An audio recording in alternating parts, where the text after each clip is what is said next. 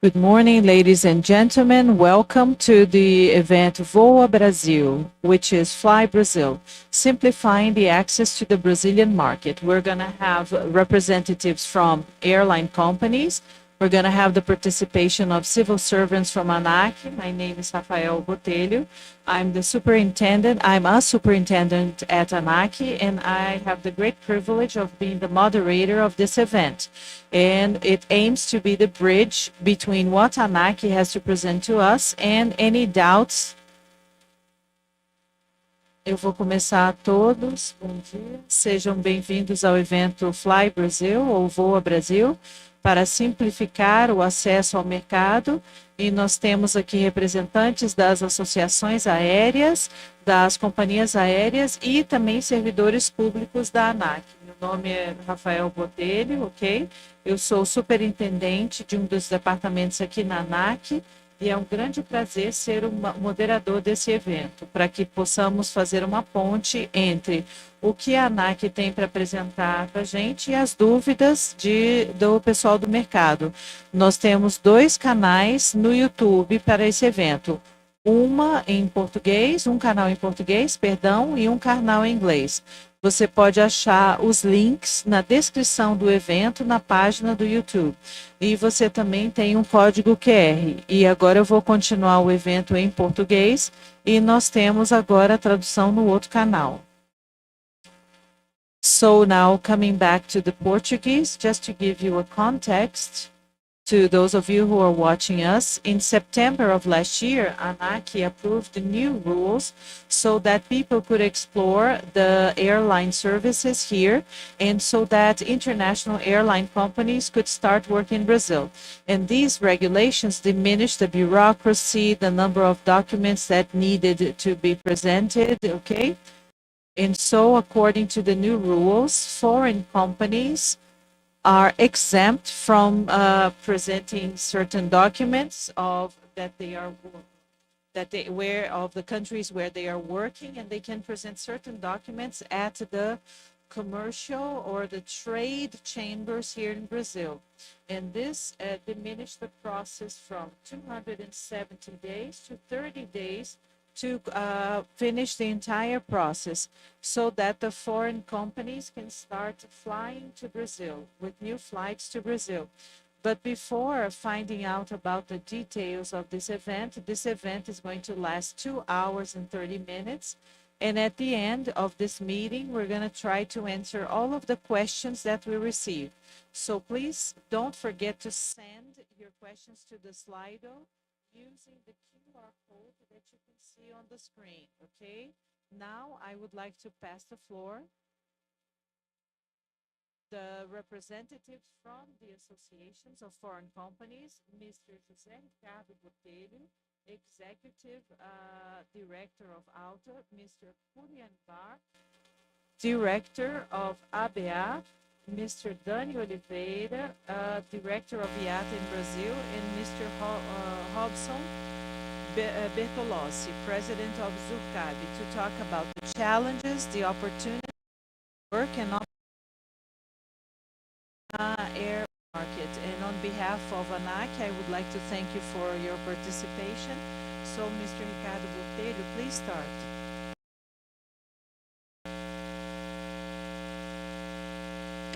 So it's a great honor for ALTA to be here. That's the day, and for ALTA, it's a great opportunity. And we're going to discuss the first of all, regarding opportunity. The play result of a huge what has done is have a mandate talk about does the association say that the controller's offices audit courts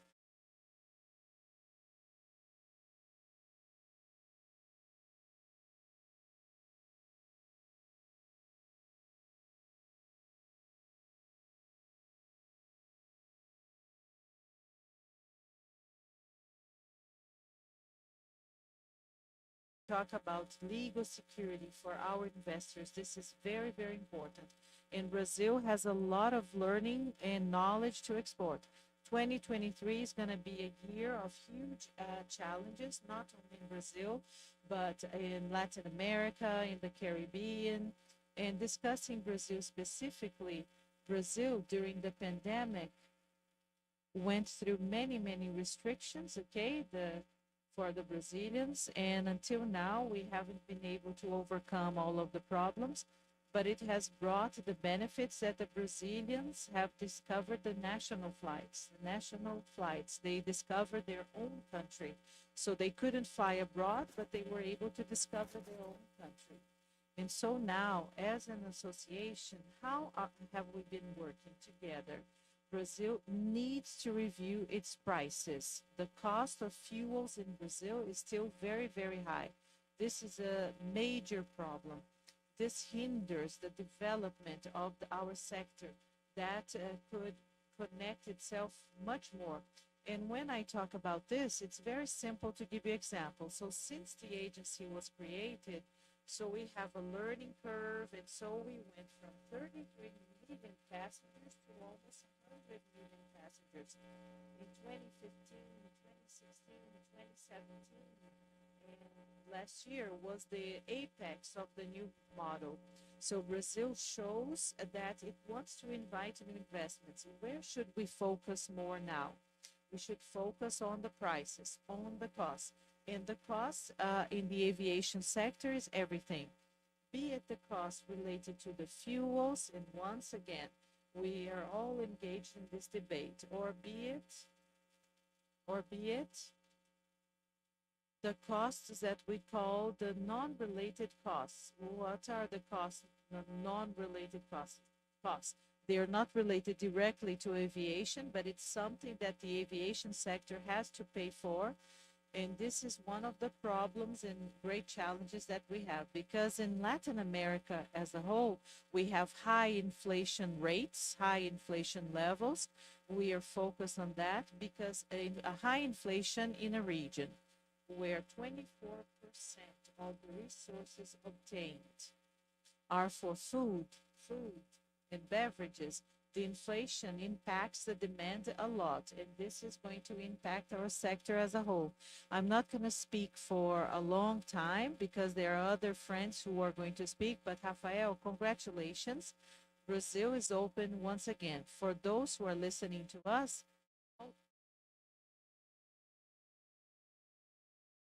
that ALTA has launched.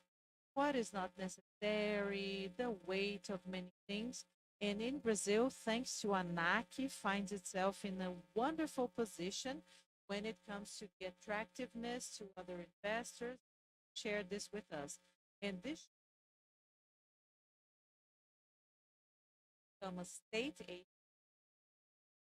I say that there is nothing in Brazil and in other countries, an agenda that belongs private and the public sector at the same time.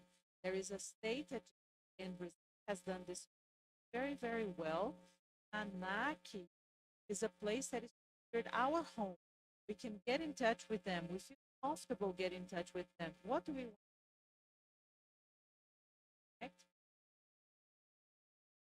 Bureaucracy, all of the bureaucracy necessary. So congratulations for organizing it for ALTA to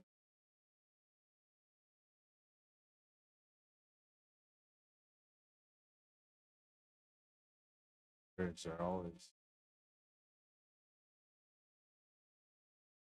the agency seeks in the sector out of the simplify the sector. That's just more of the actions that we create and show to society, to the world community, all that we've been doing, the simplification because we have a common objective. What the agency wants, that more people fly, more connected, more cargo is transported, so that the civil aviation sector is more and more developed. And I think everyone's objective, all of us are here today, I think we're all very passionate about this sector. I think that I mentioned, the ANAC has been seeking out this certification. Some projects have already been delivered, such as this one, but we have others being executed, and we're always open to new suggestions. So I'd like to encourage everyone who's here watching us, in case you feel that there's a certain difficulty inside our processes, you can send us suggestions so that we can analyze them and implement them. Because we're always open for changes and improvements to make lives easier, to bring more flights to our skies. Thank you so much for your participation. Now I'd like to call the floor our director, Rui Amparo from RBAC. Rui, can you hear me? Yes, I had a little bit of an internet problem, but I think I now use my cell phone internet, and I think it's working out. So first, I'd like to greet Director Joe Catana and Rafael. Thank you so much for the opportunity to participate. I think the context here is very important because as we've been leaving the pandemic, and one of the obligations of aviation is to collaborate with the Brazilian economy. So this is what we do best, both by transporting people, doing business, and also capturing passengers for foreign tourism. So generically speaking, I'd like to ally myself to what said by President Avalta Rubatedu. ANAC has been carrying out beautiful work of regulatory simplification with compliance and listening to the industry. So it seems that we are walking towards international alignment, which is very desired. This is something that we've been defending for a long time, but without getting any sort of insecurity. So this simplification is coming from something that's going to last. So the industry being listened to, and then we have having compliance. This is very important. Any airline, be it domestic or international, when you're going to invest $120 million, for instance, in an airplane, the more regulatory and legal safety you have, the better. So the agency has been doing this. We did a joint work for survival during the pandemic, and now we're really doing the work at the very foundation, regulations that will last 10 years, for instance, until the technologies evolve, until we get pilotless airplanes, things like that. I'm kidding. But we are feeling the company to be very consistent, and I'd like to focus a little bit more so that I don't repeat a lot of what Botelho mentioned. I'd like to talk about connectivity. Both of you mentioned this word. So we've been seeing a recovery of domestic flights, which are very strong. We've got almost 100% of the flights that we had before in terms of the offer and differentiation. We got to over 100%. But the domestic flights are going great. We have a lot of different problems, of course. We have problems of costs. You know, no one went unpunished in the pandemic. All of the companies in Brazil are fighting to survive the pandemic. But as far as the recovery of the demand, it's coming back. International, we went to around 15% to the amount of international flights that we used to have. And we're in a bit of a low time of the year, March, April, but the European summer, we're very hopeful for it. So yesterday was with CEO by a director, and they're doing a beautiful work of distribution, and they distribute domestic flights and they distribute international flights. So they can fly straight to Morro de Sabal. They made a direct investment in the airport there. So the different work fronts that are helping each other are very strong. So as soon as you put in an international flight at the Galeão Rio International Airport, you're going to be increasing connectivity. So Guarulhos is coordinating peak hours. Sometimes you might be able to do a layover there, going from Curitiba to Europe.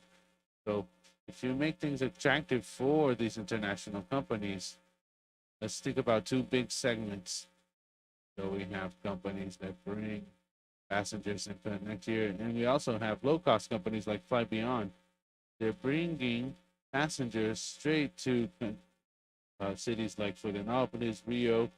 So you start to do something that really helps the Brazilian economy and the tourism industry. We're recovering a whole chain of supply. All of the associations are working together to do this, and we feel that we're working for Brazil. I'd just like to wrap up with an example. We have just renewed the agreement for the state tax in São Paulo. This is the only state where we have joint negotiations. We're all together in the state of São Paulo. And then we have used, and our counterpart for this negotiation was that we have new flights for the smaller cities of São Paulo. And these flights are bringing connectivity for international companies that are coming.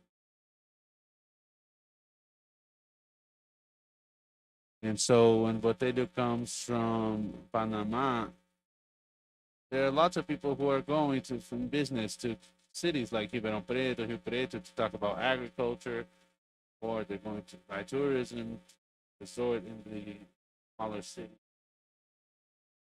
But this is for all of Brazil, not just for the state of São Paulo.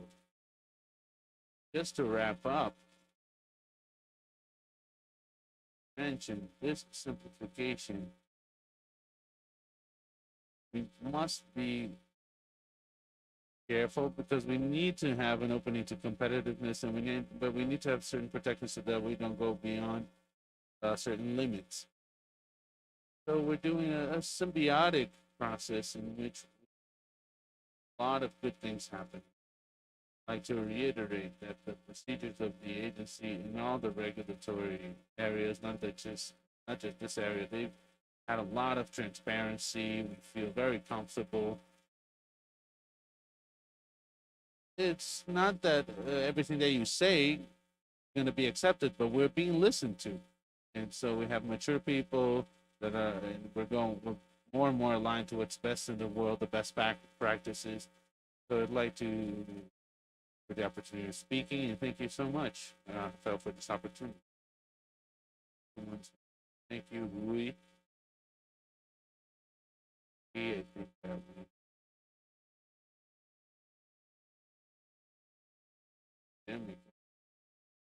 we started a variety of different processes so that we were able to overcome all of this huge effect. I think it was the largest international crisis for aviation, so we used a variety of different regulatory tools, and we tested them during the pandemic, and we are implementing the ones that are really beneficial. So we're trying to apply the good lessons learned during the time that we were fighting the pandemic in the sector. I think day after day, we're reaching more simplification, and we're getting these processes to be more and more agile with simplification of routines, which must always be sought. So I'd like to thank Rui very much. And now to continue our event, I'd now like to invite to the floor Director Dani Oliveira from IATA Brazil so that he can share his words. Welcome, Dani. Thank you for your participation. Thank you, Rafael. Thank you, everyone. I'm going to be sharing my screen, a couple of slides, just to give you a little bit of context about what everyone has been talking. My colleagues from Alta and Abead about connectivity. Can you see my screen? Yes, we can see your screen. All right, great. So just to repeat what was, I'd like to continue complimenting ANAC for yet another great event. IATA, we've been here in Brazil for many years, and we understand the size of this market and the relevance of this market for the world as a whole. The simplification of these norms that ANAC has been carrying out since September is very much aligned with the idea of smart regulation, which is widely defended by IATA. And all the world forums that we participate in. And together with other initiatives like responsive regulation, ANAC has demonstrated to the world how good its work is. So congratulations, as has already been given. I'd like to reinforce those congratulations. So let's look at connectivity in numbers. Here we have connectivity units, and the graph shows us that connectivity of Brazil still has not reached the levels that we had in 2019. It's interesting to notice in this graph that some of the largest markets in the region, I think that we have basically two groups of countries as far as recovery of international connectivity. And these two groups have been evolving in a different way. The first group is made up by countries like Mexico, beyond their rate in 2019. And then we have Argentina, Peru, Chile, Brazil. They're recovering more slowly. So it's interesting to see this because Argentina is going through an economic crisis and Peru through a political and social crisis. So not about connectivity, not only does it stimulate tourism, it also fosters economic competitiveness, which is very important for any nation. In fact, when we look at air connectivity, it is one of the measures for the potential of providing economic and social benefits. The more a country is connected by air transportation, the more their citizens will be able to take advantage of the advantages that air travel offers. So we have an indication showing that each 10% increase in air connectivity leads to almost 5% in direct foreign investment, 0.5% in the GDP, and almost 1% in the creation of jobs. This is why, as we mentioned before, with the difficulty that we still have in Brazil, well, there's something very exclusive and unique to the Brazilian.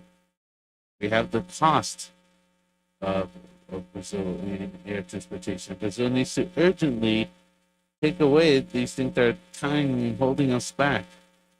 So some of the things that we did in 2019, they're no longer accepted in this post-pandemic world, because it's a shame for all of us. We have the most expensive fuel, airline fuel for all of the world when we're comparing to large markets, which is what Brazil should be comparing themselves to. So a lot of international companies are worried about the legal insecurity, and we also have certain inefficiencies in our system. And so to wrap up, I'd like to say that this pandemic showed us how hard it is for us to live in a world with limited air transportation, restricted air transportation. A competitive country in air transportation with a high air transportation competitiveness index needs to have a competitive supply chain, a good infrastructure. It needs to ease all the flow of passengers and cargo and international connectivity, and also smart regulatory practices, which is what the agency has been doing.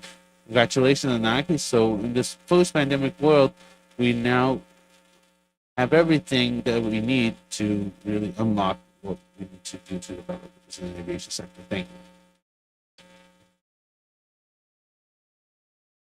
Excellent, Dani. Okay, so if you could just stop sharing your screen, please. Stop sharing your screen, please.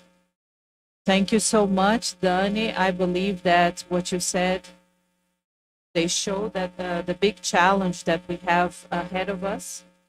We have a huge market. I believe we are the largest market in Latin America. And our greatest challenge is to reach the levels pre-pandemic, yes? Okay, because our volume of transportation is higher and the challenges are huge. What the benefits that the aviation sector brings to our society, everything all of the benefits that it does for the Brazilian economy, for all the economies, for the other countries. That's very meaningful. And you were able to illustrate that brilliantly. And this shows to us how we should always try to achieve and attempt to increase this connectivity, make it grow so that the entire region, our entire region can grow together, and also harvesting all of the fruits of these efforts. Thank you very much. I know that I can always count on you, and remember that we are always at your disposal to help you and to bring more flights to our skies. Thank you, Daniel, very much. Now, I would like to invite, okay, to our room, Mr. Robson Bertolossi, he's the president or the chairman of Jucaib. I believe that he's having some internet connection issues. He was in our room, and I believe that he had an internet problem. Is Mr. Robson here? Is he present? Let me see. Let me check it. I believe that he is reconnecting. And so I believe he had a problem. And soon he's going to join us again. So thank you very much to the president of ALTA, Mr. José Ricardo Botelho, Mr. Rui Amparo, the director of operations and flights of ABA, Mr. Daniel Oliveira, the director of IATA Brazil. And so I would like to restate that the ANAC, that the agency, ANAC, yes, the Civil Aviation Agency is totally open so that after the pandemic, we can grow together and in a healthy way. This is very important. Thank you so much for your participation. Our agency is very honored with your participation. Now, I would like to invite Mr. Robson at another opportunity so that we can continue the event. So now I would like to invite our colleagues from the agency, from ANAC, so that we can start showing to you in detail all of the changes promoted by ANAC in our sector, and to discuss the operations in shared codes. I would like to invite our friend and colleague Diogo Fernando Arbigaus. He's going to discuss the detailed way and the simplified way of sharing codes with the domestic and international companies. Diogo, good morning to all. Good morning to all of you who are listening to us. You can see my screen, right? Can you see my screen? Yes. Okay, thank you. Excellent. I should start by saying that everything that was said about ANAC, what we have been doing regarding the regulation, making a regulation enough to foster economic activities in Brazil. And so that, and by doing that, we don't want to lose the standards, the safety standards that we have to maintain. And so now I'm going to talk about the new rules regarding the share codes. When we were revising the rules of shared codes that aims to have more efficiency in our airline companies, we started reflecting about two things. We wanted to talk about being dynamic and at the same time, liability, responsibility, understanding that the activities with a shared code, they bring about a more dynamic scenario for the companies, and this sector needs to do that, but we cannot forget liability, accountability, responsibility. We regulate what needs to be regulated because there are some values that are inserted into our sector. Just to revise a little bit, we had before resolution 692, we had a process that needed previous authorization. So the companies needed to request the authorization to use code share. And this was done by a specific form with information from both companies, all of the documents to be presented. And every time the company needed to update the routes, they had the code share, they needed to share with us an updated framework. And we also had some people that could request these things, a legal representative, an administrative representative, and this process took about 15 days to be defined. If it did not need any kind of correction due to the lack of a certain document or because of a certain rule that was not complete. And so bearing in mind this panorama, we tried to see what was the aim of our code. That it was a regulation to avoid risk. When we talk about sharing codes or shared codes, we have three risks. We have the accountability chain. Who exactly is the carrier, or what exactly is the carrier that is connecting the two companies? And then we had a concern about the monopoly or market concentration, if the companies they were cooperating to create a market concentration. And finally, the international understanding when we talk about international code share. And so this regulation is based on the Brazilian Air Code of 1999 and also on a decree from the DAC. And since that time, the regulation of the agency and other regulations, they started offering enough responses regarding these norms and rules because of the accountability of the carriers. And we have this in ordinance number 400. And we also have the market concentration set forth by CADI, and ANAC is focused on the air service agreements. And so if the shared codes, can they be done within the air services framework or not? So what has changed with resolution number 692?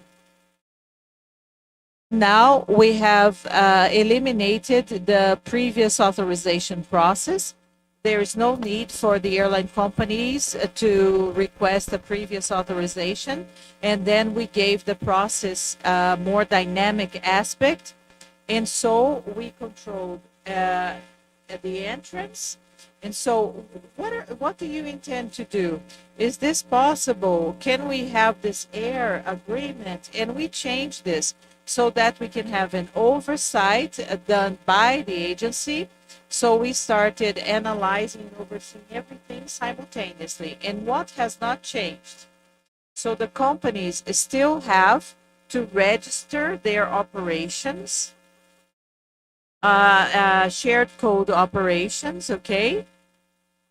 And the companies, they are responsible for complying with the ASAs, with the operations that they aim to have with the ASAs. The passengers continue being informed. They have the right to do that. They have to inform about the cooperation, who is the carrier, who is the contracted or hired carrier, and other permissions, permits, or authorizations that other public agencies require. They continue being guided by their regulations. And so we removed the previous authorization from ANAC. And now the company that is the major protagonist of the shared code, they're going to register everything. What do they need to pay attention to when sharing a code? First of all, if the international, if it is an international operation, they need to analyze the provisions, the rules, the international rules. What is international understanding? They have to verify if the understanding between Brazil and the country that they want to have the code share or the operation allows this kind of operation.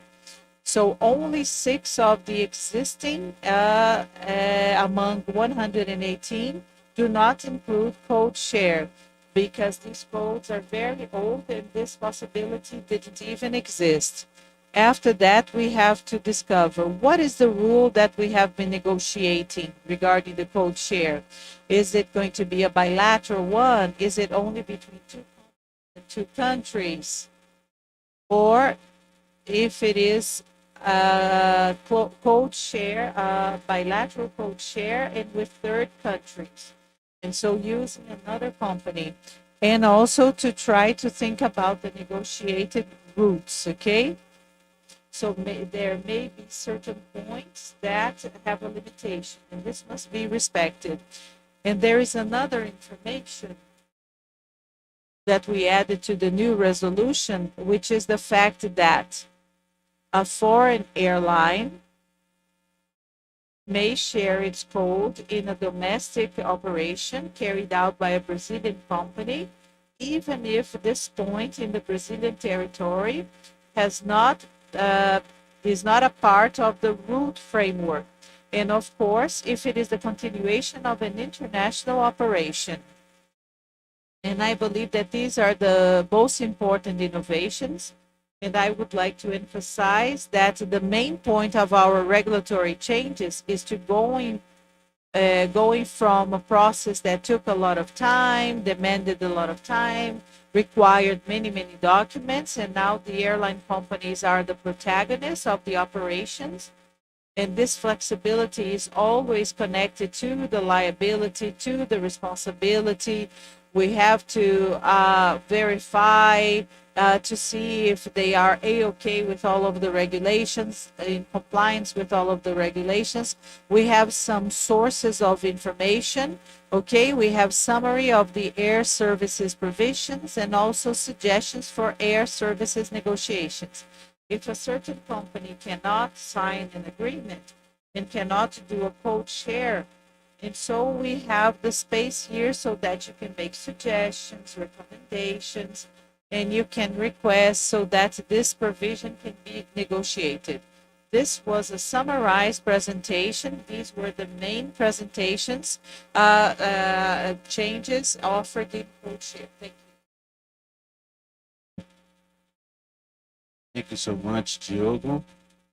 I think that this shows that the simpler the process is, the better. And I think we were able to simplify the process quite a bit in terms of taking away a bit of the bureaucracy. Now we're going to be continuing with the themes, and at the end of the technical presentations, we'll be going to the questions that we have on slide 2. I'd like to reiterate and communicate to everyone who's watching us on YouTube. You can ask questions on YouTube. You can use the QR code that's on the screen, and we will answer these questions at the end after all of the technical presentations so that we're able to together. Thank you so much, Diogo, for your presentation.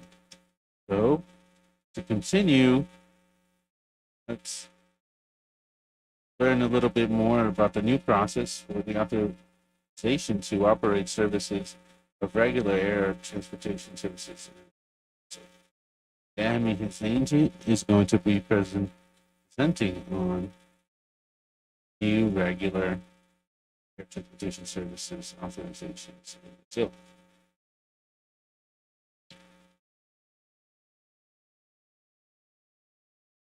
can you see my screen?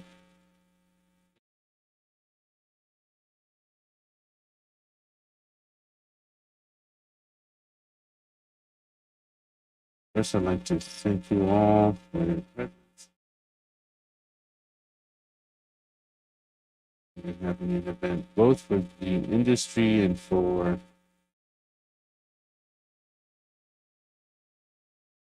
anyone who helps companies, offices, incoming companies to learn a little bit more about these new processes that we've been designing over the past few months and years.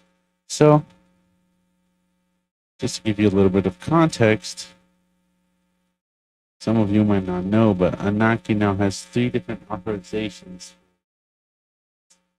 that must operate here in Brazil. We have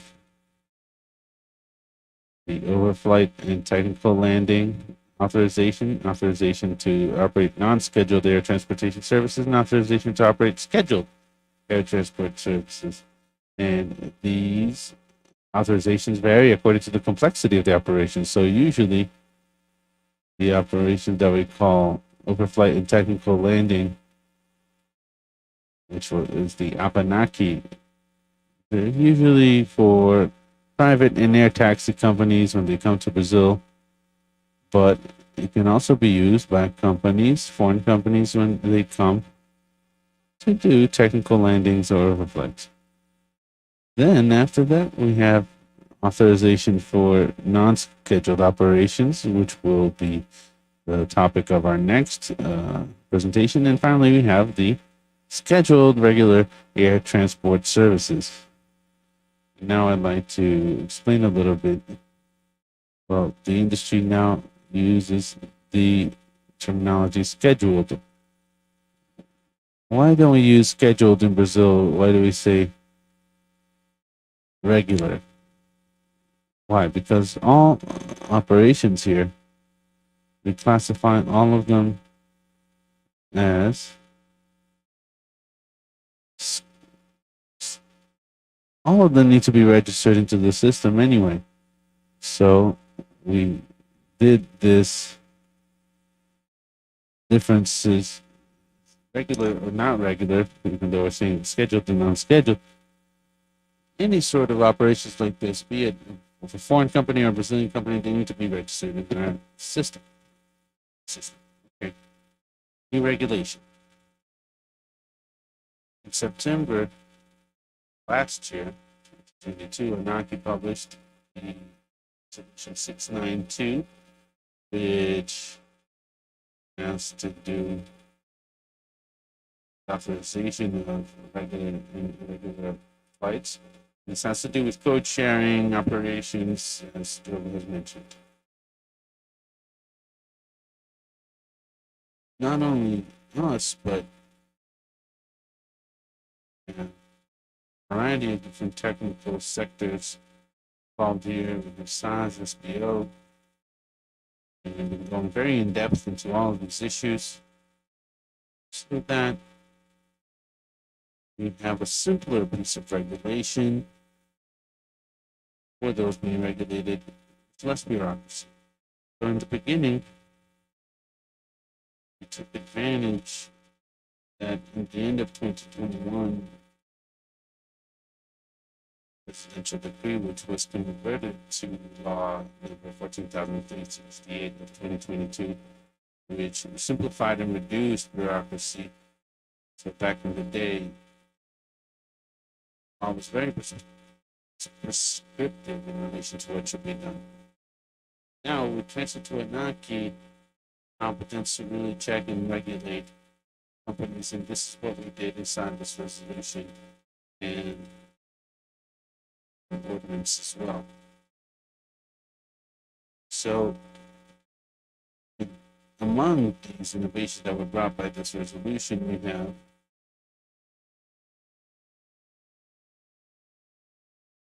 extinction of the prior legal authorization to start businesses in Brazil. So before, when a foreign company to operate scheduled services in Brazil, they needed an authorization to start the business. And after that, they would start the local bureaucracy at the place that they to the headquarters. And after this whole process, then they came to ANAC. They came to our door to ask for the authorization to incorporate. So today, taking away the previous legal authorization, there was already a significant step in relation to time spent on this bureaucracy. Now, ANAC basically has an authorization to operate for these companies. So, for an airline company, they want to operate scheduled flights in Brazil, they're going to register their company in the local commercial register. And they also have help. Why? Because the business register department has a rule which is applied on foreign companies as far as documentation that needs to be presented for these companies to be registered. And the Civil Code on Law 10,406 has specific rules for companies that want to incorporate in Brazil. So before, we used to have an authorization process which lasted, at the best of hypotheses, 20 days. So we're taking these 20 days off your total time spent.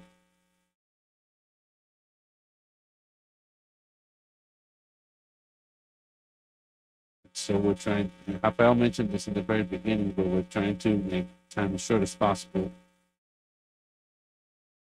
And here we have the authorization to operate, scheduled air transport service. So in the authorization to operate, they're going to give their technical documentation. And they request their authorization. So their air operator certificate, operational requirements, attorney, all of this they will give to ANAC. And they also have this inside the 9715 ordinance.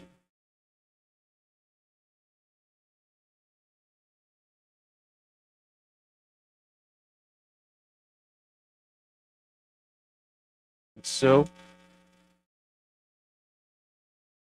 we're seeing a much faster process. So when you're going to come as a foreign company to Brazil and you're going to start operations, you can arrive and at the same time present both their registration process at the local commercial register and together with the authorization to operate. So now they run in parallel, they're going on at the same time. This saves time.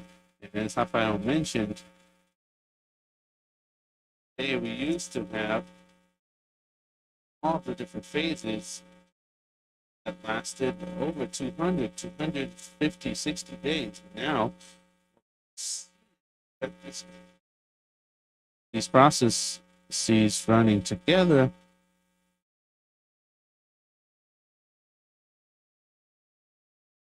and if you don't need to present any further documentation, you might be able to do all of this in 30 days. So for a company that wants to operate in Brazil, this is much more attractive than before. And they might be able to start commercializing their tickets a lot earlier. I could start thinking as soon as possible about filling up your flights and operating your flights.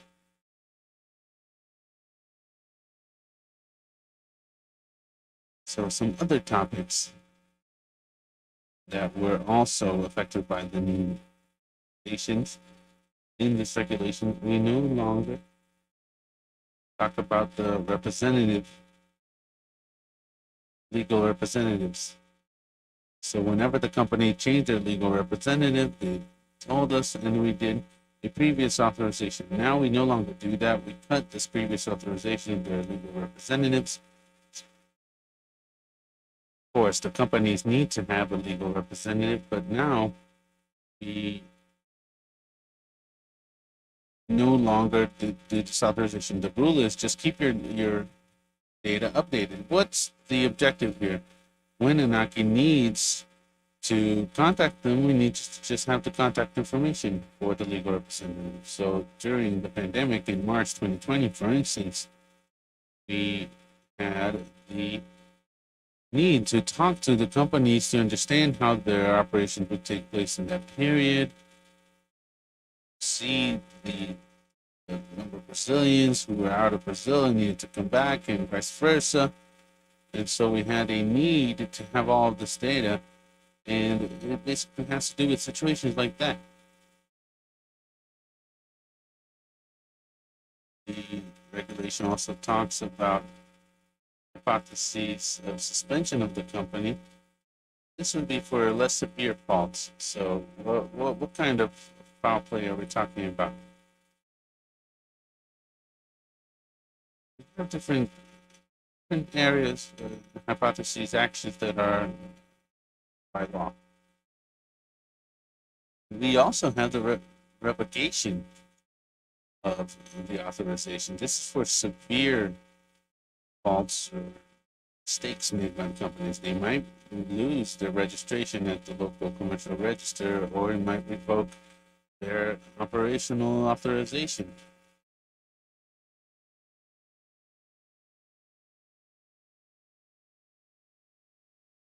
And another point, which is very important, which we brought, was transition of non-scheduled to scheduled air transport companies.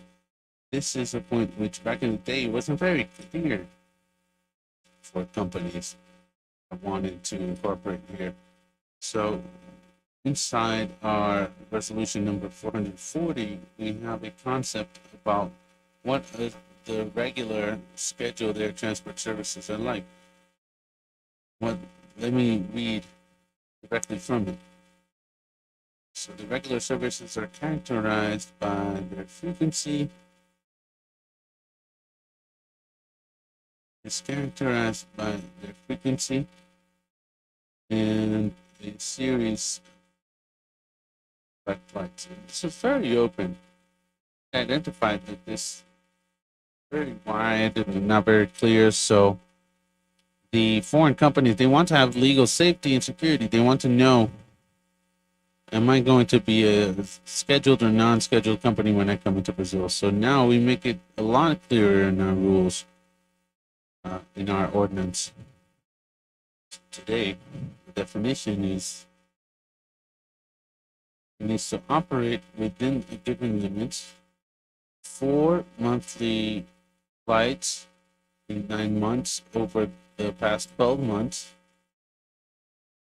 or 15 flights a month, 3 months over the past 12 months. So this is a lot clearer now. We are able to check this. So this frequency of flights, if I go to Brazil, then I come back, is that one flight? No. You're going back and it's by pair. The frequency is by pair of flights, but incoming and outbound flights.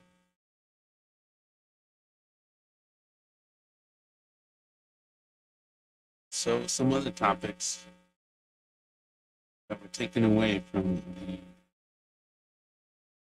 regulation. The previous authorization for companies to incorporate in Brazil was extinguished. Through previous approval of the legal representatives of companies by ANAC was also removed for companies. We had this previous authorization in which the foreign representative came to work in Brazil, and ANAC gave them a document that went to the Ministry of Labor or the Ministry of Justice, saying, okay, but they're working for this company so that they could make the situation in the country regular. But they've had a meeting with the Ministry of Justice now. Now it's aligned that the foreign business, they're going to be sending their documentation directly to the Ministry of Justice, and we no longer need this documentation from ANAC. So we eliminate part of the bureaucracy, eliminate some processes to make this faster and better for everyone. Finally, ANAC's authorization for offline air carriers. So what are offline companies? In the previous code, they were companies which were not authorized to work here in the country, selling tickets or selling cargo. We're no longer dealing with this in the norm.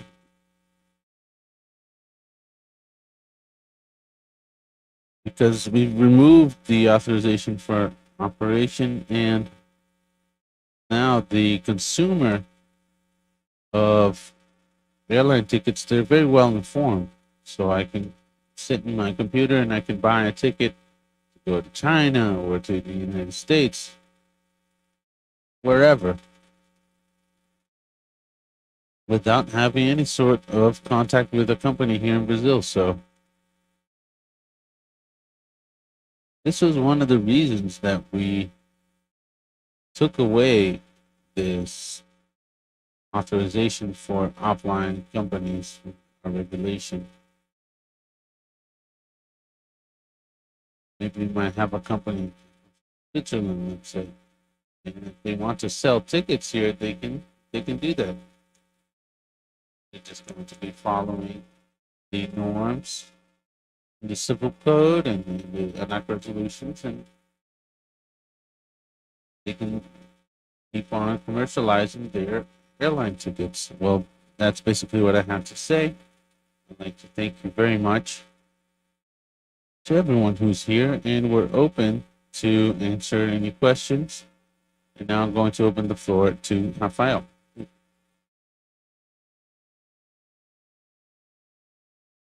Thank you very much, Guilherme, for your wonderful explanation. And within this process, we were able to show the of several phases within the creation and the formation of the international foreign company here in Brazil. And now they go directly to the training courses. They don't need a previous authorization given by ANAC so that it can enter. So there is a simultaneous process. They prove their operational capacity, and then they can start selling their tickets throughout this process when they are being formed. And this has reduced in about 90% from 200 to between 200 and 300 days to almost 30 days. The foreign companies that established themselves in Brazil spent less than 20 days to get their authorizations. And this is a very meaningful gain in the planning of the implementation of the flights, of the network, the grid, and so the implementation has become way easier. And these points have been very beneficial. And so at the end of the event, we're going to have the Q&A session, and we're going to establish this step by step. If you still are in doubt about anything, don't forget to send your questions to Slido, and we're going to answer the questions. Thank you very much. So now we have gotten in touch back again with the president of Jurcaibe, Mr. Robson Bertolossi. I would like to invite him to say a few words now. Thank you, Robson. Welcome again. I understand the internet issues that you've had, so I would like to pass the floor to you. Thank you so much, Rafael. Thank you so much for the invitation. As you know very well, so we have been here working since 9:40 a.m. and the internet connection hasn't worked well. And I truly hope that I'm going to be able to continue in the meeting until the end. Once again, thank you for the invitation. It's a great pleasure to be here. I would like to say to you that good winds and a blue sky can bring about wonderful and simple flights. And we have been seeing this. So we heard about the offline air carriers. This offline air carrier is the perfect measure. So the passenger can buy his or her ticket on the internet anywhere they are. So via the offline air carriers, and this is perfect. I worked in the Pioneer company here, just like my friend. And in this wonderful company, I had many posts. And one of the posts was the relationship, the liaison between the other companies, the government. I created partnerships, and I can confirm what has been said by the ANAC people. Trying to find a code share and get a code share was very, very complex. I'm not complaining about the DAC, but that was the rule, and the rule needed to be changed. I don't want to be like a professor here, But this rule started being changed with Ordinance 2626 of 2020. And in its third article, you have foster the entrance of new stakeholders in the air sector. And this is exactly what we have been seeing.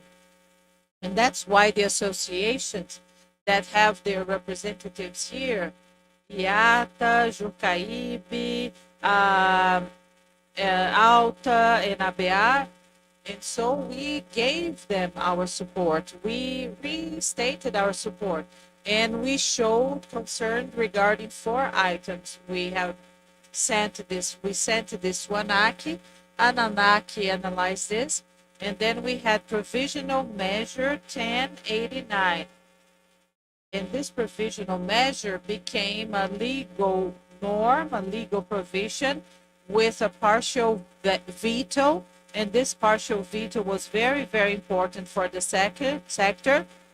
That is regarding the free baggage allowance. And it was discussed in December, but there was no definition. To summarize, there is a law. So when the provisional measure was presented, several amendments were placed, and even the terrible one that I mentioned before. And then once again, we sent a document to ANAC, signed by the 4 associations, reinforcing the support to a simple flight, okay? Like an event such as this one, Fly Brazil, not only regarding the specific topic of the entrance of new stakeholders, but we also understand that there are many fields to be explored.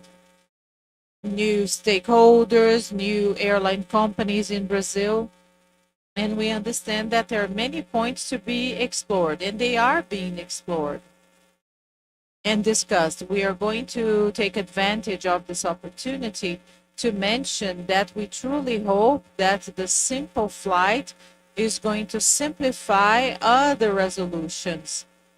And what we have already offered as a suggestion in the normative agenda for 2023 and 2024, which is the end of resolution number 139.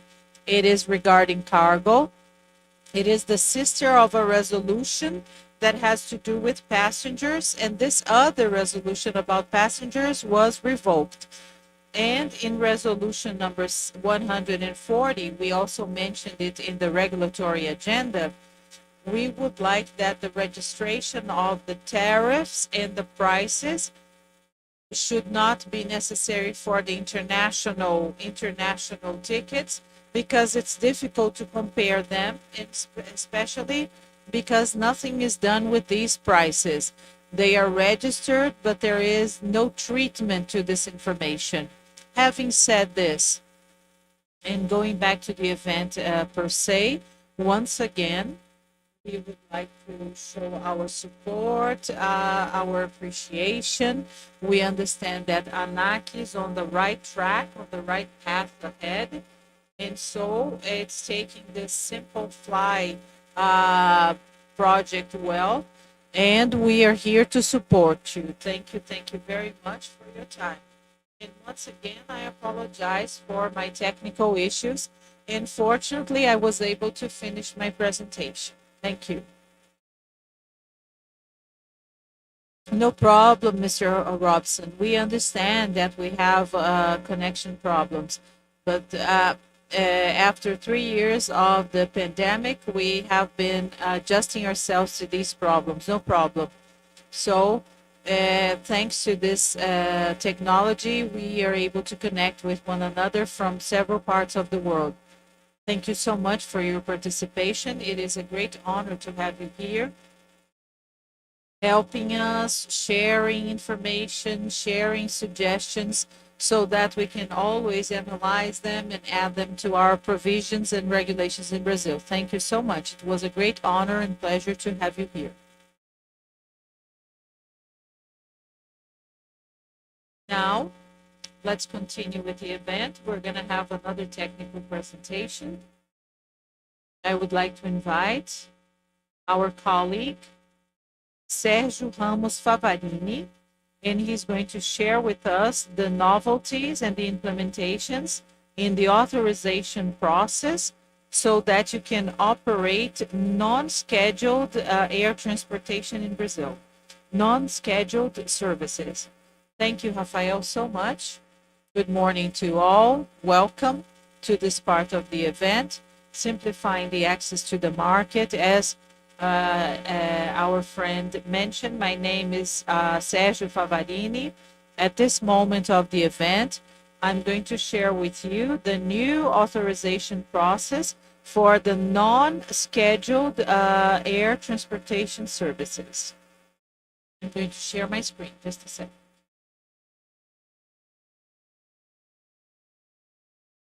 I'm going to reinforce Rafael's statements. Please remember to send your questions to Slido at the end of the event, okay? I'm going to be here jointly with my colleagues to answer any questions you may have. So I'm going to give you a brief context, okay? In December of 2021, the government published a provisional measure 14368 that was called the simple flight measure, and then it became a law, as all of you know, and Guilherme has explained that, and many CBA articles were revoked, and ANAC understood that there was an opportunity for, besides adjusting the changes, to improve the regulation regarding the access to the market. Due to this, we edited two resolutions, resolution number 692 and ordinance number 9715. So these regulations, they aim at two main points: the simplification of authorization processes, and remember that the non-scheduled companies, they were called enabling of the companies. Okay, there was the affirmation and reinforcement of certain procedures, and we tried to introduce regulatory improvements. All of this was done aiming at giving more legal certainty, legal security for the airline operations because of all of the changes that happened in the CBA. To illustrate what I have mentioned, I'm going to discuss 3 points of the rule that I find that are very relevant. The first one is an example of the simplification of the procedures that was implemented. In the past, a foreign company, when they requested an authorization to operate in Brazil, they had to send several forms to ANAC.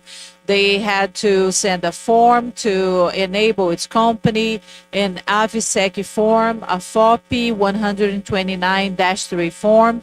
Sometimes they had information that was redundant, and they still had to send an apostilled, notarized, and certified translation power of attorney. Okay, this was very complicated. After Resolution 692, what we have is a way more simplified framework. We have a single form that is the license form for foreign airlines in the provision of non-scheduled flights. This form is only going to be filled in once because it's a new process.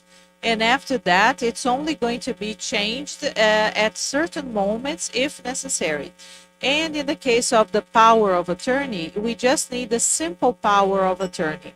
So all the other forms, all the other documents are no longer necessary.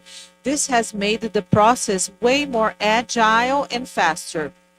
So we have a concrete example here of how to simplify the process. And now I would like to give you another example.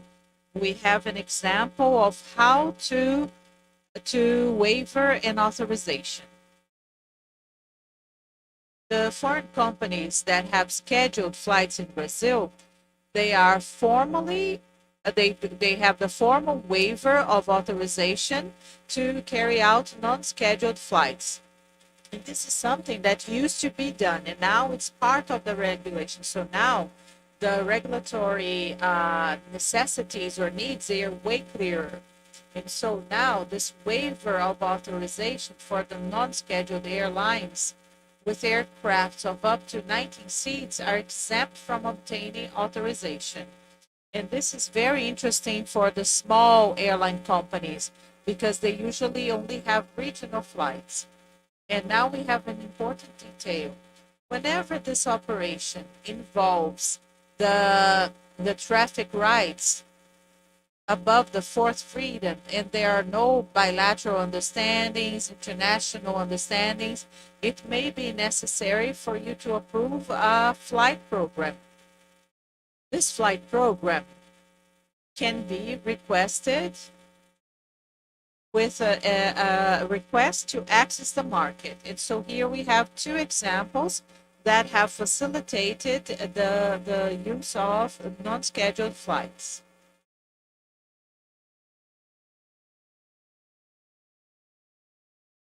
Now I'm going to discuss another important point. And this is in advance of the regulation, okay? Because of the legal certainty and the legal security, which is they are flying, international carriers are flying within Brazil. This is very important, and this has resulted in a certain level of controversy, and there is a regulation establishing the conditions for this kind of flight to happen. Basically, this operation is going to be able to happen when certain circumstances are present. The first one is when there is no national company with enough conditions to perform the operation due to the lack of equipment, due to the lack of technical conditions, or because this company does not have the interest of doing that. So the foreign company can volunteer to do that. Another situation is when the operation is aimed at supplying emergency services or products. And this has to be clearly characterized. The emergency situation and the lack of air services. So in these cases, the operator requests an authorization to access the market to fly within the national territory. When this authorization is granted, they're going to have to respect certain conditions. They're going to have a definite time, a specific region or place, a limited number of operations, and other conditions that are found necessary, so that the exceptionality of the operation can be clearly characterized, and there should be a clear public interest. So the authorization is not a general one. The authorization of this kind is going to be granted case by case. And so the operation between certain points in our territory, okay, is going to be given by ANAC. And ANAC has been analyzing all of these cases. Moving on.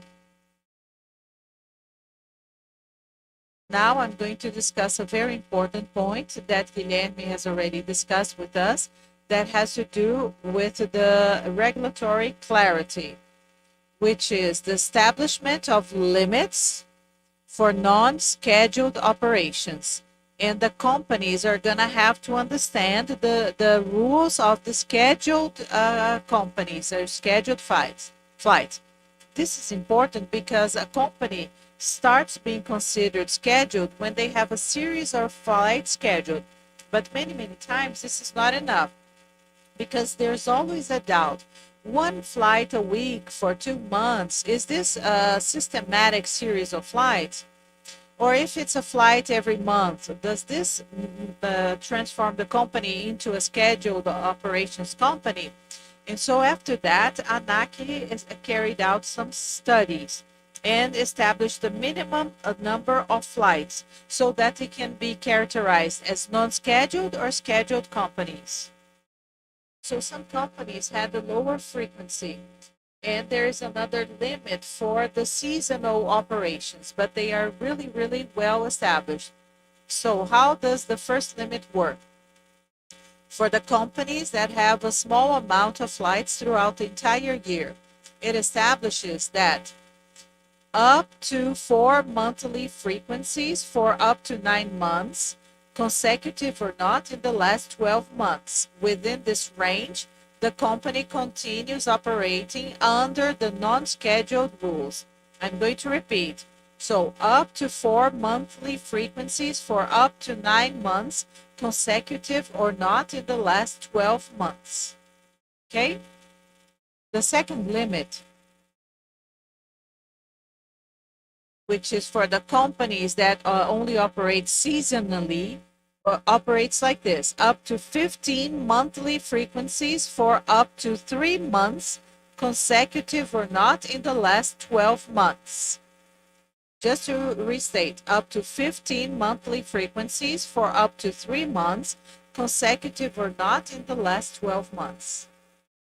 And then you can ask me, but what are the advantages of these limits? Well, the advantages of establishing these limits is that the company can organize itself better. They can prepare themselves in case there are changes. And we know that the authorization for scheduled flights is more complex for non-scheduled flights. So it's important for the company to have this need in their future to know if they're going to be able to adjust themselves or not. So, ladies and gentlemen, these are the points that I believe are the most relevant, and I would like to, just a second. I would like to thank you for your attention and to leave my contact information here in case you need to have any questions answered or anything. Thank you so much. Thank you, Sergio. Thank you, and very, very clear and illustrative presentation that showed the new routine and criteria for us to categorize companies as being scheduled or non-scheduled, or regular or irregular. At the end of our session, we'll have questions and answers so that we can answer any sort of questions or doubts that our listeners might have had. Thank you so much, Seth. So now, to continue our event, I'd like to call to the floor so that we can get to know a little bit more about operational aspects in the process of the authorization for foreign operators in Brazil. I'd like to invite Francisco Gabão, the Superintendent of Operational Standards of the agency, who is going to be talking about technical aspects, operational aspects of the authorization process for international companies in Brazil. Gabão, you have the floor. Thank you, Rafael. Good morning, everyone. I'm going to be talking a little bit about these aspects, operational aspects for the authorization of foreign operators in Brazil, both for scheduled and non-scheduled operations. I'm also going to be talking about some of the changes that went on in the legislation, how it has affected this process inside ANAC, and the services that are carried out by ANAC. Second, I'm going to be sharing the screen.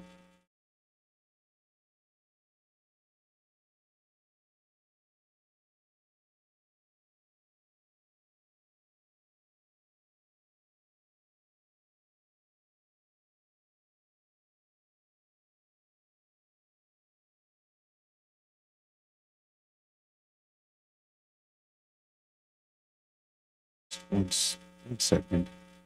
I'm going to share my screen.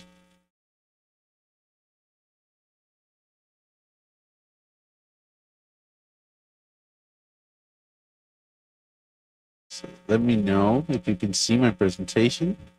Yes, we can see it, Francisco. You can see it correctly. No, it's still in the PowerPoint. It's not a presentation mode. You just need to click on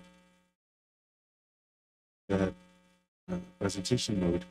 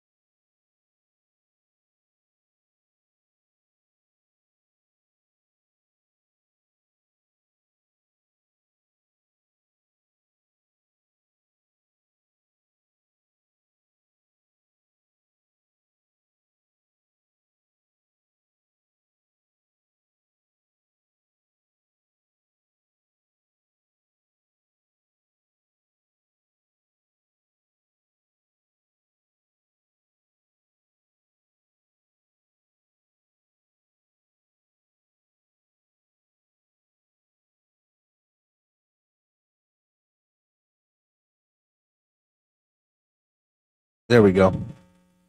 Sorry for taking. Okay, so here in Brazil, we have this regulatory division between operators. So we have Brazilian operators, and these operators are subjected to a set of different rules, which are shown here. So we have a rule for certification of commercial operation, which is for all commercial operators. And then we have more specific operational rules, technical regulations, which are separated depending on the type of operation and on the characteristic of the planes. And for foreign operators, essentially, as far as regulations, we have RBAC 129. In relation to technical aspects that need to be demonstrated so that the operator is authorized to operate here. To be emphasizing the technical aspect, because they're not going to be talking about market access here or about security, which we'll be talking about a bit further on. So, RBAC 129. And in the supplementary instruction 129001, which is the ANAC norm to implement the RBAC 129, they deal both with commercial operations, scheduled or regular operations, as well as non-scheduled or non-regular operations. And so what we do usually is to have these certification of the operation certificate they have in other countries. So the basis and the foundation here of this recognition is filling in the Convention on International Civil Aviation, especially Annex 6, Parts 1 and 3, that deals specifically with these technical aspects for commercial aviation. We also evaluate, the norms require that we evaluate the conditions and limitations of these certification that this operator has, conditions that are being made by the other countries when they're certifying. And we're also going to be evaluating safety assessments, both of the operator and of the state regulator of the other country. So the focus of these operational evaluations is safety, which is the final goal. But the work we do here is to ensure safe air travel for Brazilian citizens and for citizens that use air transportation in Brazil. So we've had a few recent changes. Back 129 at the end of last year. These changes ended up being initially provoked by the work that was carried out in relation to code sharing operations. So we need a few changes in RBAC 129, and then we also amended a few other aspects of the regulation in which were either out of date or they brought additional difficulties that we didn't believe was necessary to ensure safety or efficiency. So here's a very consolidated list of what changed. So we started mentioning in the regulation in relation to Annex 6 Part 3, which has to do with helicopters. We made it clearer that air taxi operations here in Brazil do not need to be authorized, despite the fact that since they are commercial operations, they do need to comply with the RBAC 129 prerequisites. We no longer issue and review operating specifications to operators. I think this was the largest change for the cargo operators here. With this, we created a process which is the notification of significant changes when they have changes in the operator.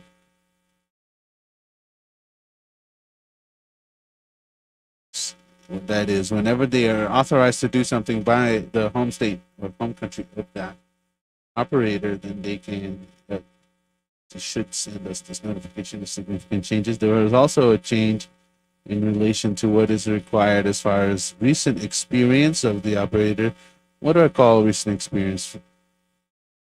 When and how much time does it take for the operator to have to operate here in Brazil? Before, there was a need to be every 60 days, and now this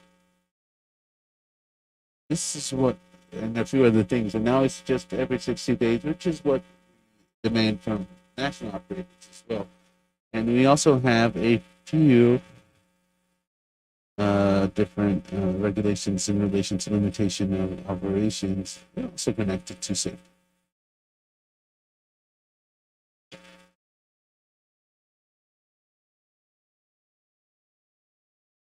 We also had a few changes on the supplementary instruction. We reviewed the text of the IS to make it clearer, to make the topics better organized and clearer. We also cleared up the scope of the norm. It's not about market access. It's not about security. It's not about air taxi operations that don't need an authorization. It also does not have to do with general aviation. We now have the centralization of what should be presented as far as documentation when you're requesting an authorization.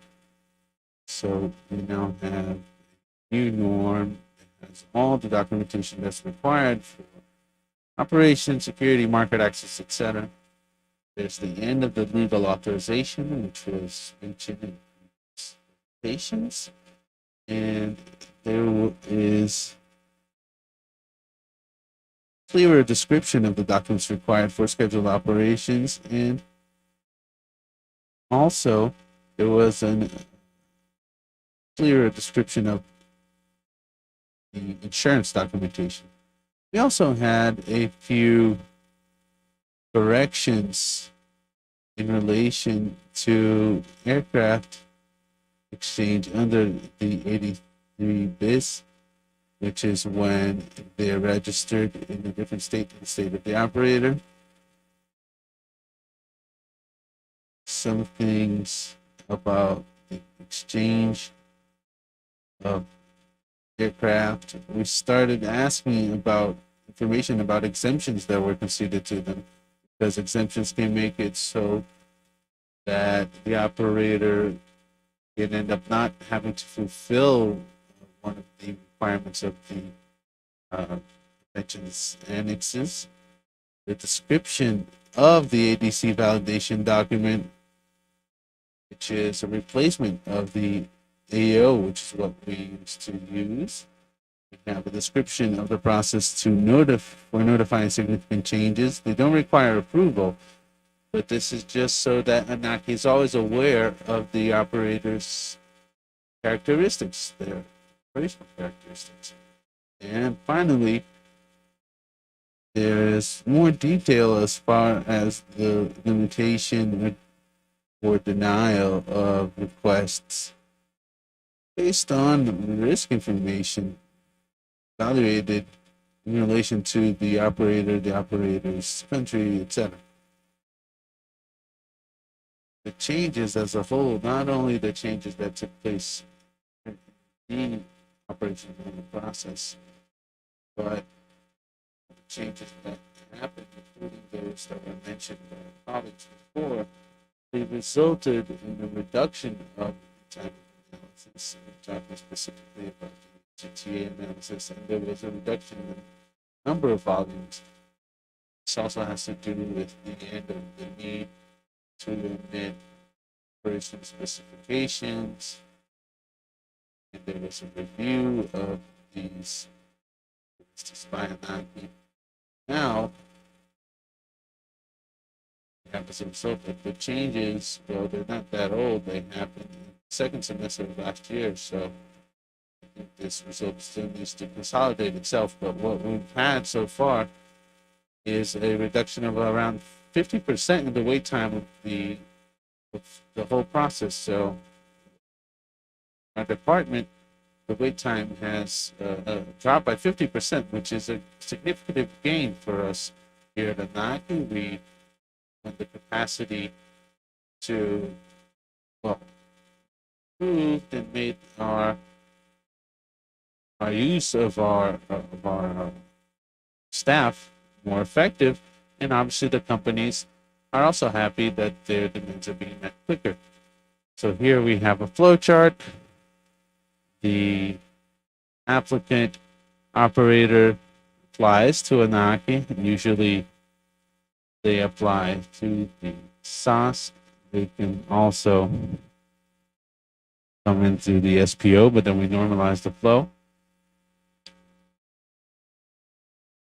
We analyze this internally in different areas. So the market area is done by SAS, the securities by SIA, and then operations is analyzed by SPO, which is what we're talking about. And in the end, we issue a few documents and a few authorizations, which for scheduled operations, you have an authorization ordinance by SAS. Here at the SPO, we have the CDA validation document, which shows that they are able to operate. And for non-scheduled operations, then you just have an authorization document by the SAS. In relation to operational aspects, what do we look at? Well, we look at the air operator certificate, known as the AOC. We have the operation specifications. This is a document with more information, and then we're seeking out things like the airports and areas of operation that the operator is allowed to operate in, what kind of special operations they have, and also information regarding aircrafts. So what models of airplanes are authorized? What kind of authorization do they have? And also the insurance of each of these entities that are being requested to be operated here in Brazil. So in the initial evaluation, or eventually if we're doing significant changes, we also check the operational flight plan to see how they plan to operate in Brazil. We also evaluate their handling and maintenance services that are being hired or provided by this operator in Brazil. We also look at the use of Article 83 Convention in relation to the use of these airplanes. We also have this issue of the aircraft exchange, so that we must understand whether a single aircraft is being used by more than one operator. This is something that we must know about. And also exemptions, which is something that we mentioned before. The most frequent problems that we see in these processes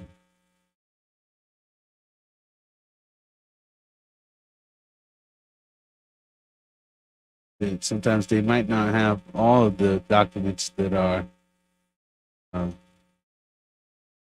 needed in the regulation and the supplementary instruction. But sometimes they have incomplete documentation. Sometimes they might have incompatibility between the documentation and the aircraft. This is oftentimes when they ask to operate an aircraft, but that aircraft documentation is not complete, or there's some sort of irregularity there. So an example that we have is, well, I have an authorization to operate with that, request to operate with that airplane, but we don't have insurance for the airplane. Sometimes we might have an expired insurance. So sometimes the insurance has such a expiration date so near that we don't even have time to analyze. There's also the case of incompatibility of authorized operations.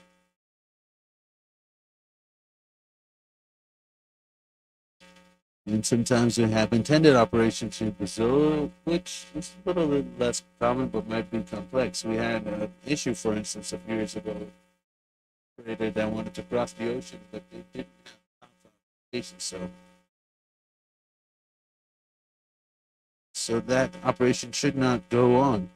It's not something that solved very quickly to the operators in this authorization. Sometimes you might get a communication, because oftentimes the legal representatives don't have technical knowledge about this operation, and since our communication is with them, sometimes in this bridge that is their role to carry out between them and the technical staff, they might lose some of the information, and this might make the process go a bit slower.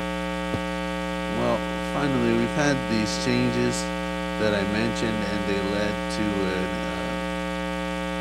improvement in our process and analysis time. But we have other processes that are ongoing.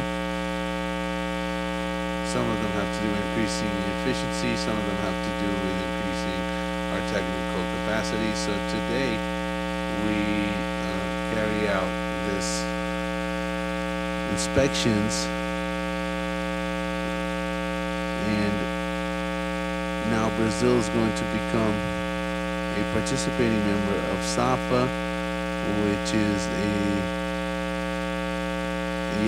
ramp inspection program. This will probably happen in the second half of 2023. And so we hope to have a larger standardization of ramps, which is a great standard for this. And we'll also have access to inspections that were carried out in Europe, for instance, for operators that don't operate in Brazil yet, so that if operators are coming here, then we'll have this additional information to try and analyze safety aspects of the operator. Another important front is the standardization and unification of operational analysis of foreign operators. This is an initiative that doesn't come from ANAC, it's an initiative from SRB SOP. It's a little bit similar to what EASA already does.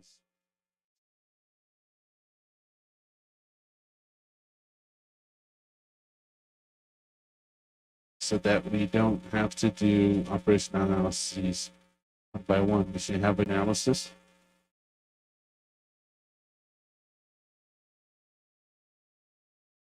Feasible, and the standard of this analysis has been developed and published. And next steps of this initiative would be the implementation of these standards by the states, and maybe an agreement so that we could have this unified analysis, and that it didn't need to be repeated by each state.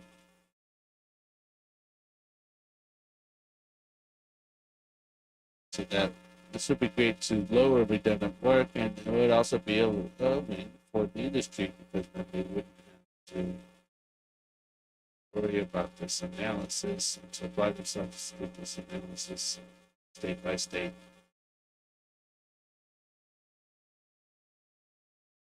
Finally,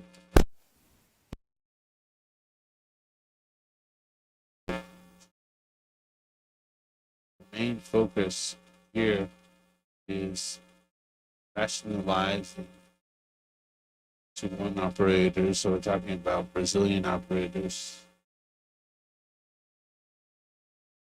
And there's a part of this project which seeks to evaluate in what way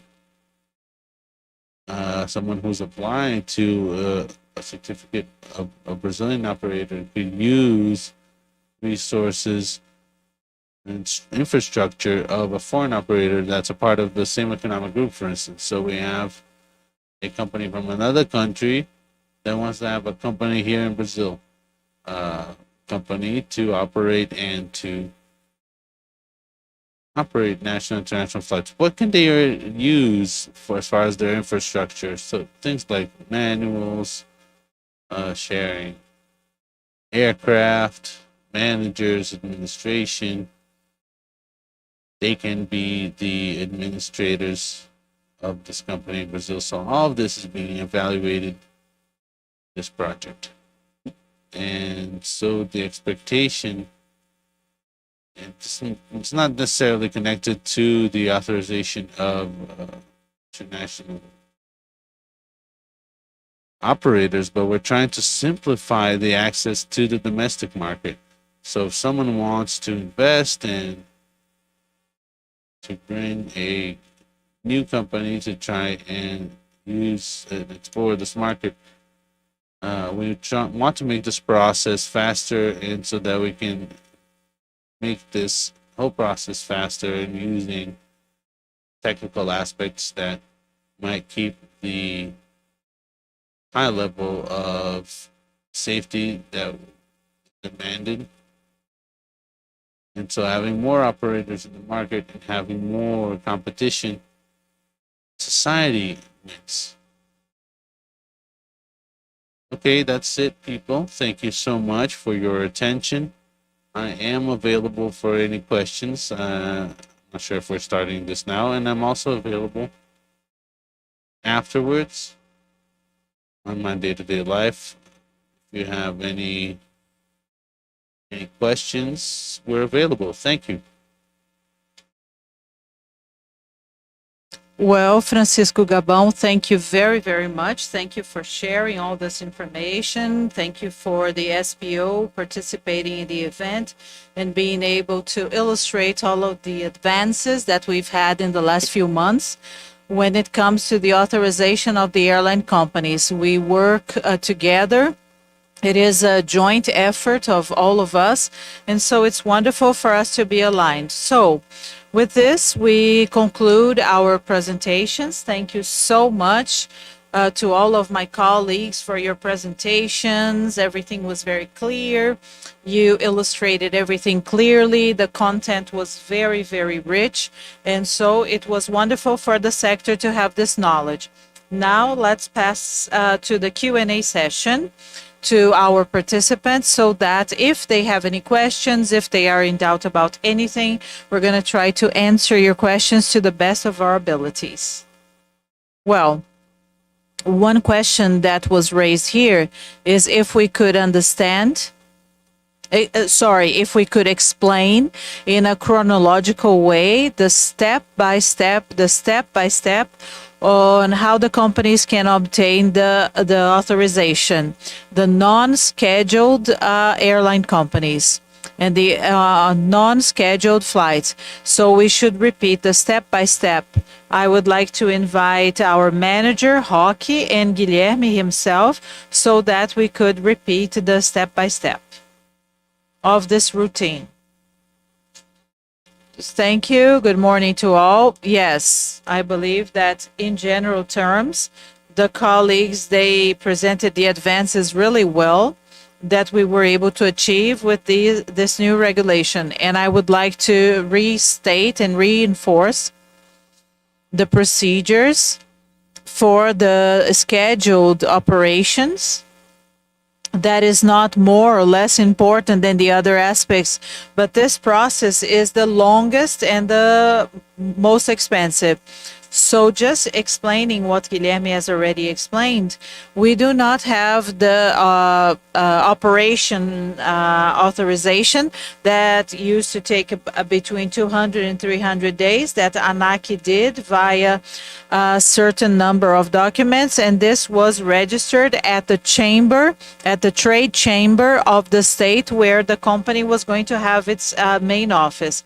So now the company is going to go directly to the trade chamber. They only present one document. The trade chambers are state, but there is a regulation from the company registration department, DREI. So there is a common regulation for them also. And we have a beautiful relationship and transparent relationship with the DREI. We are always in touch with them. And so the company goes to the trade chamber, presents the documentation. Once they can prove that the presentation has been presented, they can present the technical documents to ANAC. What do we gain by this? We start analyzing all of the issues, all of the technical issues, the operational specificities, the insurance, and we start analyzing all of these documents at the same time. And so we reduce the amount of time necessary a lot. So the company goes to the trade chamber, they register themselves, they present to us proof that they have presented the documents, and they can forward the technical documents to us. And we start analyzing everything simultaneously.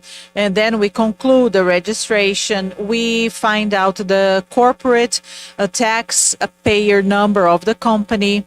And something that we have been applying, this is not exactly an innovation, but once the company has already presented the documents, they show their clear and firm intention of operating in Brazil. We can allow them to offer the tickets. Of course, this does not happen overnight, and the company is going to be responsible for dealing with the clients, with the passengers, and then we can formalize our commitment. And by doing that, we also agilize, we also speeden, we also, quicken. We also quicken the process. And something else that is very interesting, we already have on our website the resolution 692 in Portuguese, in Spanish, in English. And by the end of the week, we're also going to have in the 3 languages on our website, and this is going to facilitate the understanding of the process a lot. And any questions, any suggestions, if you are in doubt about anything, let us know, because we want this to be a very dynamic process and we want to improve everything all the time. I hope to have been able to help you. You have already answered the following questions. Where can we find these presentations? Where can we find these booklets? So that, can you please share the email address or the link that they can access? And where can I find information in English about the authorization process for foreign companies? And so we are going to make all of the links available. And during my presentation, you can find the email addresses. So if you are in doubt about anything, and so we are also going to create tutorials to answer the most frequent questions that we receive. And what is the email address? jean@anac.gov.br. That is the general one. That is the general one. And now, continuing with the questions that we have received, I believe this question can be for Joe. Why do the bilateral agreements limit the code sharing? That's a wonderful question. there may be many reasons for a country to decide to limit the code sharing operations. These reasons can be a country that has only a few airline companies, so maybe there may be a market concentration, or they don't have a competition agency that may they don't have this, and then they may have a monopoly or protection. Maybe they want to protect the market and they only want their domestic companies to dominate that route. And if I can complement about our negotiation procedures, Brazil is always trying to implement bilateral code sharing operations. And so code sharing brings competitiveness, increases the connectivity, brings more comfort to our passengers. And so whenever we go to a negotiation table, we have this open clause to have the code sharing operation. But a negotiation doesn't happen with only one person. Yes, we need to understand what are the intentions of the other parties, etc. We have to understand. Thank you. I believe we always discuss during our negotiations of air services this mode of transportation. There is a certain level of protection, but the air travel sector is very dynamic, and this was discussed a lot by IATA, and this is going to boost the local economy. And so we have to rethink certain protection actions, because this mode of transportation boosts the local economy. And so we always try to deal with this in our agreements. The next one, we have another question. I believe that this question is for Mr. Sergio. The presentation of non-scheduled companies, the limits of the services, the operations. When are you going to start counting these limits for the non-frequent operations? If you could explain to this, our audience is going to thank you. Thank you for the opportunity of the question. And so we can go deeper into this clarification. So the limits, they are always going to consider the current times, the moment it was requested, the operations were requested, or the current times. And so we always analyze the 12 previous months. So we analyze the last 12 months. So today is the 1st of March. So if we would carry out this analysis today, we would use as a parameter the period between March of 2022 and until February of 2023. And then we would count the operations and then fit the company to that frequency. Excellent. I believe that this is complementing the following question.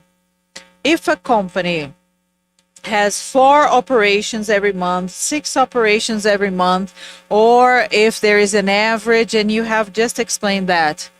And just to make it very clear that in this case, it's not going to be an average. There is a limit. There is a limit. In the case of the companies that operate throughout the entire years, it's 4 frequencies. It's not 4 operations. It's 4 frequencies within 9 months. So within the last 12 months, they can have 4 frequencies. It's not an average. It's not an average. Okay, thank you. Now we have another question. I believe this question is for Guilherme. In the offlines that would like to carry out non-scheduled operations that are not frequent, do they have to do anything special at the agency, at ANAC? Excellent question. Thank you. And so the offline carrier is going to be a non-scheduled. So they're going to follow the same requisites as the non-scheduled carrier or company, respecting the frequencies, the limits that our colleague has just mentioned. and they are going to have to hand to us the documents necessary for the non-scheduled companies, the same ones. And so they are going to have to operate in a non-scheduled way. Another question, Guilherme, Roque, Diogo, feel free to answer. It's not clear the exemption for the companies that have airlines with up to 19 seats. Do they need a special authorization? I can answer that question. So, when Guilherme presented the types of authorization, the first case, which was the simplest, would be for air taxis and private flights. They have to register themselves at ANAC because we have airspace control issues, so it's not totally random. Yes, they have to register themselves, but there's no need to present all of the documentation that Sergio mentioned that is necessary for non-scheduled operations with larger airplanes, larger aircraft. Excellent. I believe that we have answered all of the questions. Roque and Gabão, if you can please discuss the next regulatory actions to simplify the following regulatory actions. I believe there are several. Could you please share with us a few of the measures that are aimed to simplify our regulation? So in legal aspects, we're always trying to improve. We have been able to improve a lot, but we're not going to stop here. We're still assessing some other possibilities. So I prefer not to mention this now because we still need a few studies. I'm talking about the legal aspects, the legal issues, and the technical aspects. I believe that my colleague Gabão is going to explain everything to you. Regarding the technical issues, the two ones that I mentioned during my presentation. So this may bring a huge gain for us. A standardization, unification of the operation standardization. So if the project is concluded with what we intend, a certain operator is not going to need to go through the technical analysis all the time. So if the country already has the authorization in Brazil, they don't need to do this in Argentina, in Colombia, in Chile, and vice versa. If the operator was approved in Chile, then he doesn't need the same analysis in Brazil, only the analysis of the access to the market. And this is going to represent a gain for everybody. This is not an initiative carried out by ANAC. It's an initiative carried out by SOP, S-O-P. And we're trying to simplify the certification process for domestic operators. We are studying. The idea is that the process is going to be rationalized for all of the applicants. We hope that an applicant that has a foreign operator, so let's imagine that a group already has a foreign operator that is mature, and then the process is going to be more fluid, faster, and we're also analyzing the possibility of using synergies. So the Brazilian operator, what can the applicant request to ANAC? So I want to use an operational this. I want to share an aircraft. I want this manager to be the same manager here. And so things that are being analyzed. What can we have in terms of gains? That would be a win-win situation for us. For the analysis, the operator would not have to double the structure, and then this would speed up the process. And then we would be able to reach the conclusions faster. Thank you. We have a last question to wrap up. And I believe that this is very important. The judicialization and the legal insecurity or legal uncertainty, can this compromise the entrance of low-cost airline companies in Brazil? Would you like to answer this question, Diogo?